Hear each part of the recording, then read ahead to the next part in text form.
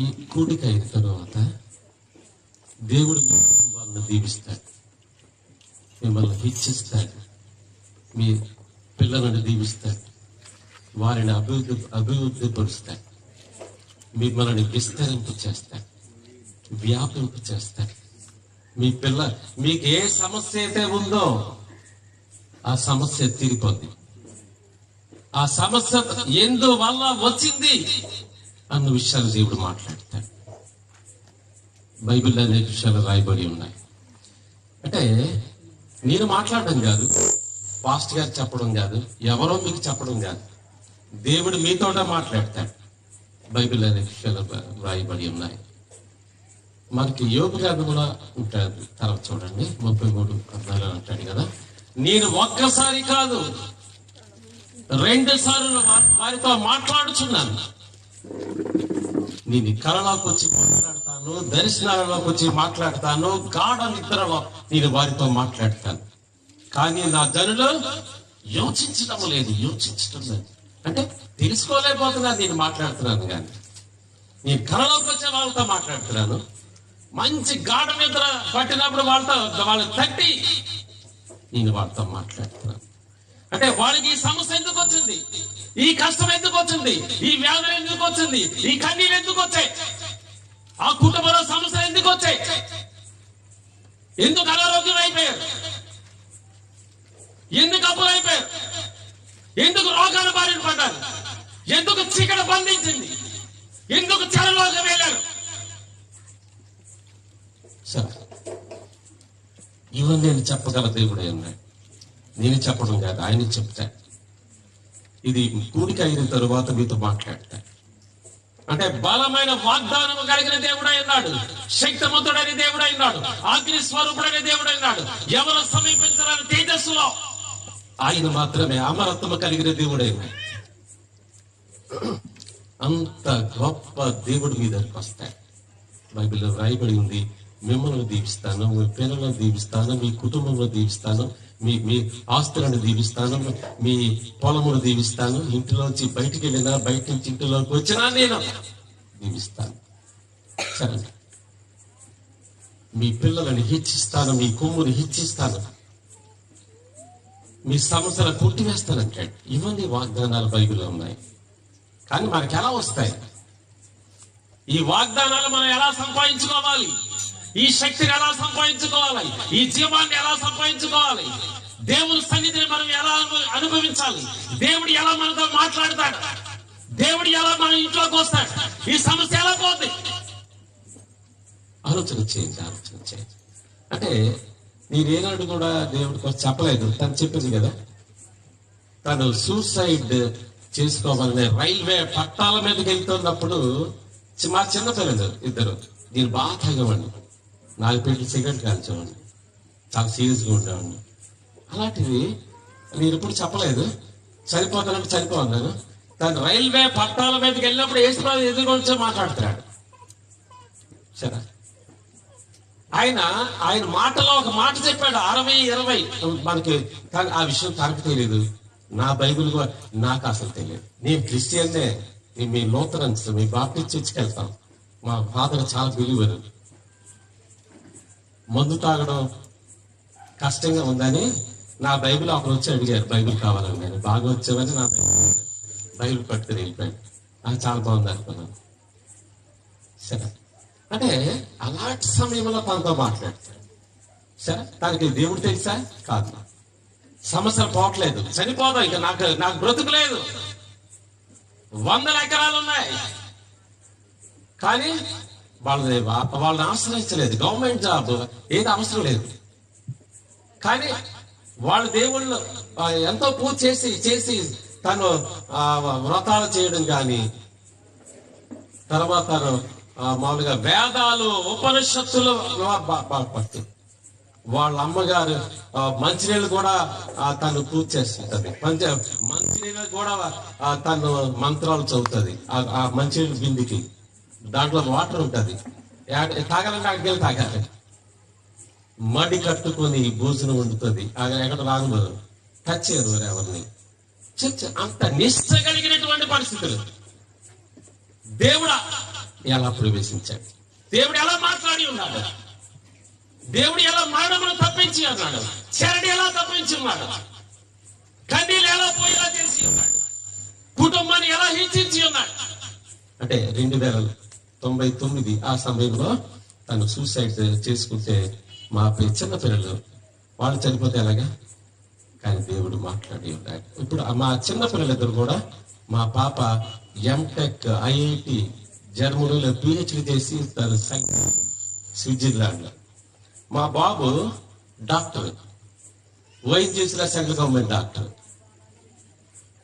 తను అలా దేవుడు మాట్లాడిన తర్వాత మా పిల్లలు కూడా డెడికేట్ అయిపోయారు. చిన్న పిల్లలు 3వ క్లాసులో మా బాబు బైబిల్ చదివాడు, కంప్లీట్ చేశాడు. నేను చదవమని చెప్పలేదు, కానీ ఆ రోజు నుంచి ఏ రోజు కూడా సినిమా కూడా చూస్తుంటాడు, టీవీ. దాన్ని కూడా ఆలోచించండి. అంటే దీనికి కారణం ఏంటి అంటే దేవుడు మాట్లాడాడు కనుక, ఆయన వాగ్దానం ఇచ్చి ఉన్నాడు కనుక, ఆయన వాక్యాన్ని పంపాడు కనుక. అర్థమైందా? మీతో మాట్లాడతాడు. మీ ఇంట్లో ఏ సమస్య ఉంది, మీ పిల్లలకి ఏ సమస్య ఉంది, మీరు ఏ విషయంలో బాధపడుతున్నారు అన్న విషయాలు ఆయన, మీరేం కాదు, మీరు మాట్లాడాలి, అడగాలి ఆయన్ని. ఆయన అడిగితే ఆయన చెప్తాడు. చెప్పే దేవుడే అన్నాడు, మీ ఇంటిలో ప్రవేశించే దేవుడే అన్నాడు, మీ తలుపులు కొట్టే దేవుడే అన్నాడు. అంత గొప్ప దేవుడు. అందుకే ఈరోజు ఈ కార్యక్రమానికి మేము చాలా దూరం నుంచి వచ్చి ఉన్నాం. అంటే ఒక విషయం గుర్తుపెట్టాలి, వాక్యమే చాలా పవర్ అన్నమాట.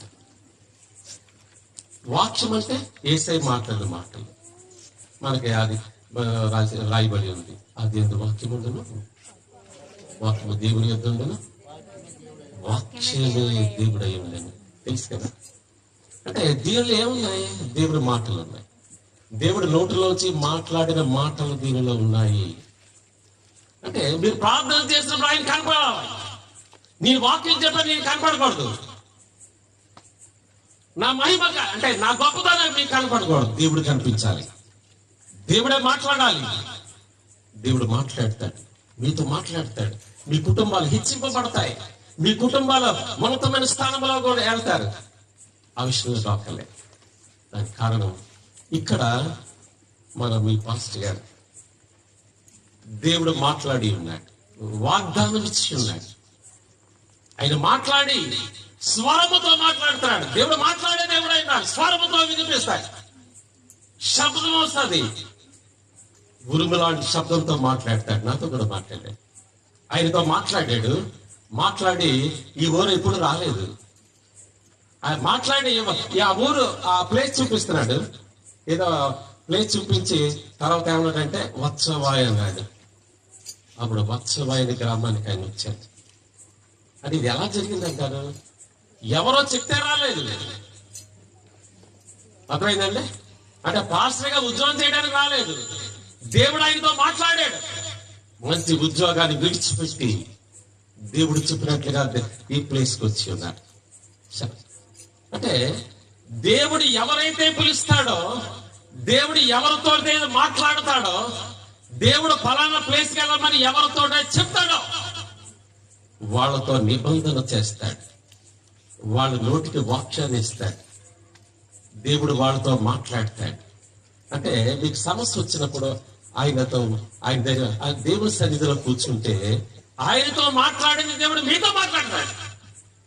వాగ్దానం లేని పాస్టర్స్ ఉన్నారు, పిలుపు లేని పాస్టర్స్ ఉన్నారు, ఆదాయం సంపాదించే మార్గంలో చాలా మంది ఉన్నారు. ఏం చెప్పకూడదు, కానీ పాస్టర్ గారికి ఏం లేకపోవచ్చు, కానీ ఆయన వాగ్దానం ఉంది, దేవుని పిలుపు ఉంది, దేవుడు వెళ్ళమన్నాడు కనుక ఆయనకు వచ్చి ఉన్నారు. ఉద్యోగము కూడా విడిచిపెట్టి ఆయన వచ్చాడు. మన బైబిల్ గ్రంథం మనం రాయబడి ఉంది కదా, అబ్రహాము బొమ్మలు చేసుకుంటాడు, విగ్రహాలు చేసుకున్న బొమ్మలు అమ్ముతాడు, విగ్రహ బొమ్మలు అమ్ముకుంటూ తిరుగుతాడు. అలాంటి అబ్రహాము దేవుడు పిలుస్తాడు, దేవుడు మాట్లాడతాడు. అంటే పాత నిబంధనలో పిలిచాడు, కొత్త నిబంధనలో పిలవడా? మీ పాస్టర్ పిలిచాడు. అనేక సాదృశ్యాలు ఉన్నాయి ఇక్కడ చూడండి. అందుకే మీకు చెప్తాడు వాక్యములో పవర్ ఉంది, అందుకే మీరు వాక్యం చదవాలా. అంటే మీరు గుర్తుపెట్టుకోవడం కాదు, వాక్యాన్ని గుర్తుపెట్టుకోవాలి. ఇక్కడ చూద్దాం ఒకసారి.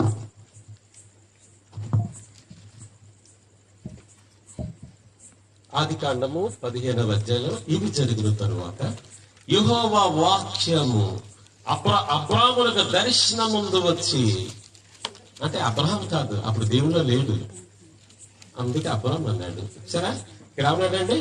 ఇవి జరిగిన తర్వాత యెహోవా వాక్యము అబ్రాహాములకు దర్శనం ముందు వచ్చి, అబ్రామా భయపడకము, నేను నీకు కేడము, నీ బహుమానం అత్యధికమగునని చెప్పాను. సరేండి, దేవుడు ఏం చెప్తున్నాడు? నువ్వు భయపడద్దు అన్నాడు. నువ్వు భయపడద్దు అంటే వాక్యం ఎలా వచ్చింది? ఆయన చదవలేదు. దర్శనంలో ఒక వాక్యం కనిపిస్తుంది. ఆయన కళ్ళ ముందు వాక్యం వెళ్తుంది. ఇలాగా వాక్యం దర్శనం ముందు వాక్యం మాట్లాడుతున్నాడు. వాక్యమై ఉన్న దేవుడు వాక్యం ఎదురుగా వచ్చి వాక్యం దర్శనం ముందు వచ్చి మాట్లాడుతున్నాడు.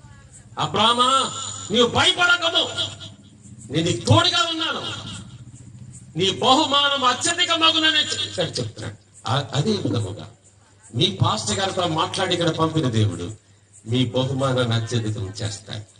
మీ కీడు కొట్టివేస్తాడు, మీ చెరను తీసివేస్తాడు, చీకటిని పారబరులుతాడు, మీ సమస్యలు తీసివేస్తాడు.